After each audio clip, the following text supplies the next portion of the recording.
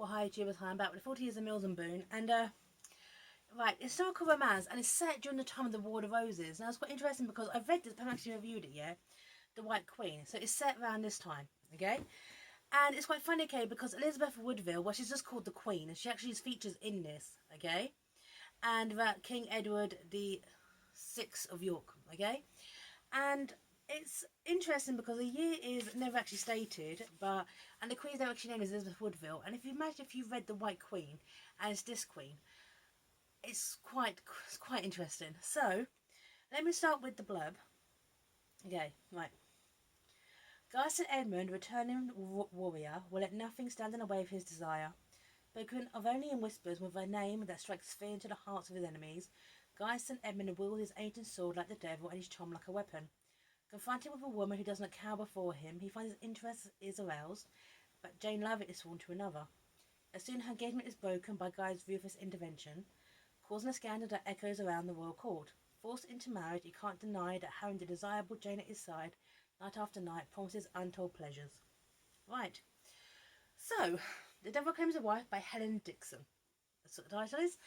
And it's great because Jane's from a very kind of middle class, kind of like merchant family, and she's promised to another man called Richard, who is a loud and a dog. As soon as she sees Guy St Edmund on horseback, she's instantly aroused by him.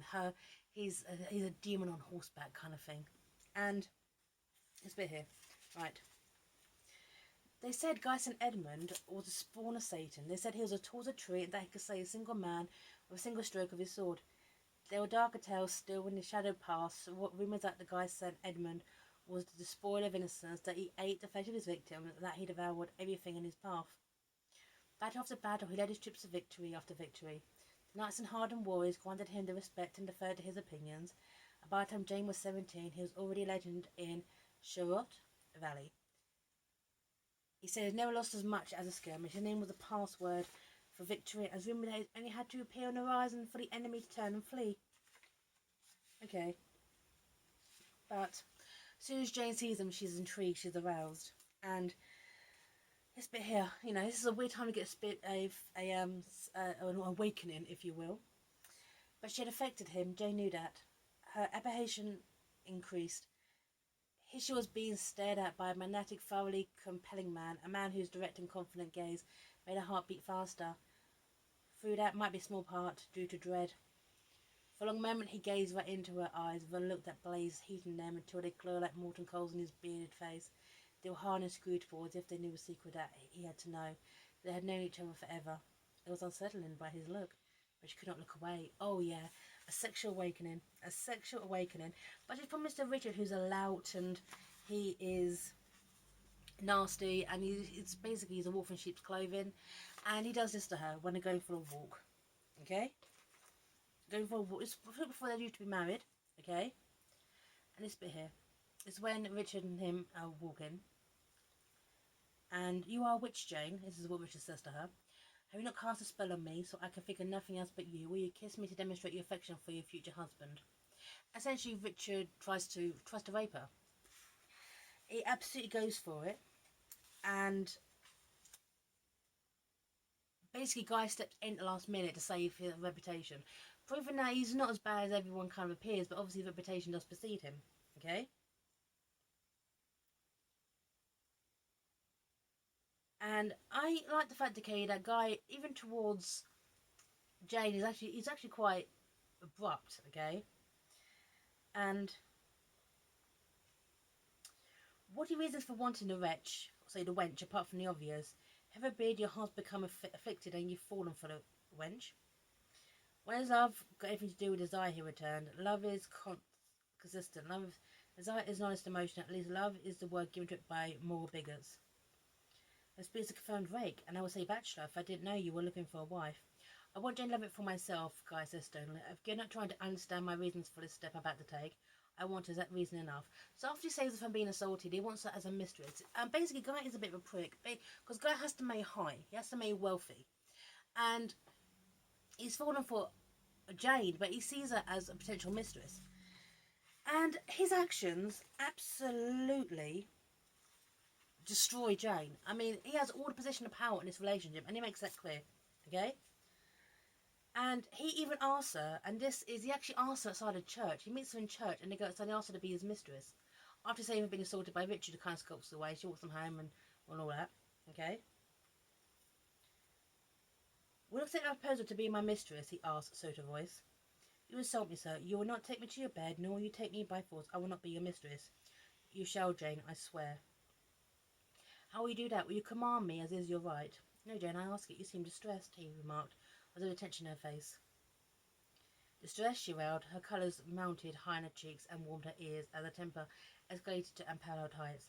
Anything but distress, my lord. Cannot understand I am furious. He destroys her reputation because Richard sees this as other church him arguing, and he, in fact, he asks her to be his mistress, and destroys her reputation. So he has to marry her to save her reputation. He's got to marry her. Okay, she has no choice in this, even though Guy has basically trashed her like this. I mean, she was a good girl up to this moment. Guy's a bit of a prick, and just he wants her in his bed, and he'd do anything to get it. Absolutely anything. Right. So even Guy's name, okay, he's Sir Guy, okay, or Guy St Edmund. His actual name is the Earl of Singleton, okay, right. But she calls the wedding off because doesn't love Richard. She's upset with Guy, and this bit here. I've often questioned my acceptance as your husband, Richard, so we better end it now. I'm calling the wedding off. I will not tie myself to a man who I do not love, a man I know I cannot love. Before you came today, I had already decided I'm not going to marry you. Then tell my parents when they return, and afterwards I'm sure my father wants to speak to your own. Right. Because Richard calls her a whore to her face. Because talking to the Earl of Singleton. And she's just done with it. She's absolutely done with it. Okay? So, to save her from going to a nunnery with a reputation of ruins, okay, that she's a wanton woman, okay, who basically was with Sillington as his mistress, okay, and spurred poor Richard, who plays a victimhood mentality, because Richard's actually a dick, and, he no really wanted to marry her because, it was more of an arranged marriage, okay?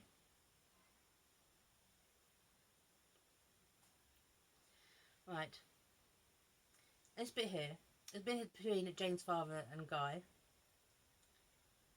and I like the fact, okay, in a way, okay, that Jane's dad has nothing, so basically orders a lord, the Earl of Sillington, to marry his daughter. Get this. A marriage between the two of you would be an excellent compromise. That's a bold suggestion, Master Lovett, but to wait up only broadcast through Sherwood Valley to be a scandal you find so damaging to your daughter. Right. And, no, she cried, managed to drag her voice through strangled mortification in her chest. Please believe me, I knew nothing of this. The idea of our marriage is ludicrous. I don't want to marry you. You're right, it is ludicrous. And also, there's a subplot going on in this book as well, because Jane thinks that Guy is responsible for her brother's death, okay, Andrew's death. It turns out not to be the case at all, okay? But that's what she thinks. Basically, she doesn't even ask her. The problem with this book as well is that all the issues are caused because the people in it just wouldn't speak to each other. If they had spoken to each other about this, if Jane had just asked him, did you cause my brother's death? I think because Guy would have been a bit more honest. But he's not. He's absolutely not. Okay? But they get married and they start kind of working together. They've got no choice and they start to enjoy each other. Okay, of course. And it's quite funny as well, because I said before, if you think about the Queen being Elizabeth Woodville, okay, it's a bit here, okay? Right. Right. Everyone in the hall, this is when they go to the royal court, and they've been invited, and Jane becomes a lady in waiting, which is actually a really big deal that she doesn't really want it, but she does it anyway. Everyone in the hall appeared riveted by the couple, and indeed they were breathtaking sight to behold. With liquid movements, the Queen walked beside the handsome young king. Jane was fascinated by the way she glided as her feet merely skimmed the floor. Elegant of manner with a beauty that shone when she smiled, the Queen was splendid in a pale blue gown trimmed with gold and decorated with pearls. Everyone stepped aside to allow them to pass. Yep. So, she is in the court of Elizabeth Woodville. And Richard shows up.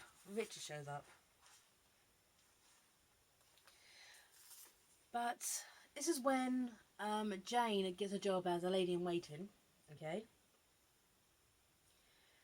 Snitton has spoke of you, and although your association with Lady Cecilia is of short duration, she speaks highly of you. Of that, Snitton's mum. Elizabeth said, raising the issue for this interview at last, she agreed with Stillington that I'll be benefit by having you in my household. Jane said herself mused, your household, your grace, as Lady of the Chambers. I have several ladies who assist me in dressing and all manner of things, but I'm sure you will settle in very well. Okay? But your grace, I'm a merchant's daughter, Jane stammered, a suggestion that she lived at court, an unappealing prospect. Yeah, so she stays there, and because Richard obviously has to be there, okay? So Richard, sorry, Guy has to be there, and of course Richard shows up to spanning the works, and basically breaks into a chamber, okay? And tries to assault Jane, and they fight back, and Richard dies, and as a spoiler territory here, but who cares, okay? Because he's bitter, okay? One thing I did like though about Jane, like, even though this couple just don't talk to each other at all, is that Jane still stands for none of his nonsense. She's not like a wilting wallflower. She doesn't want to be there. She makes Kish doesn't want to be there. Okay? Right.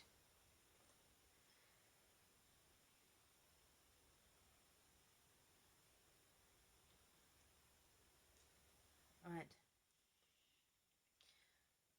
Why would you have objections to being one of the Queen's waiting ladies? She stared at him, incredulous, before throwing her arms in the air in frustration and resumed the pacing. I did not believe this. Of course I have objections. Is there no limit to your influence in my life? Influence, that as you see it, I am your husband, madam, and I have every right to do what I consider best for you. Best for you, you mean? You should have told me what you intended so I could have prepared myself instead of manipulating me. Prepared yourself. Look you now, Jane. You would have resisted had I told you. Essentially, they get together, okay, and they start to change, but Guy doesn't change. He's still a dick. He's still a dick towards the end. As I said before, the problem with this book is not the fact the writing, because the writing is really good. I mean, the writing I found very, very impressive. But a little stuff was going on. Did Guy kill my brother? Rich is the issue, because obviously his business as a merchant didn't go well. Okay, so essentially he became a knight, and he goes after Jane because he can. There was too much going on at times, and the problem is that this couple just will not speak to each other. There's zero communication. However, I did like the writer's style. The devil claims the wife. I like the fact that Guy is a bit of a dick, and I generally, I've got to confess, enjoyed this book. So, a little bit of historical fiction, a bit of nuts and Vikings of the Courts and Chivalry, because hey, why not? The Devil Claims the Wife by Helen Dickson, and it wasn't bad. So, 40 years of Mills Boon sign off here. Take care. Bye now.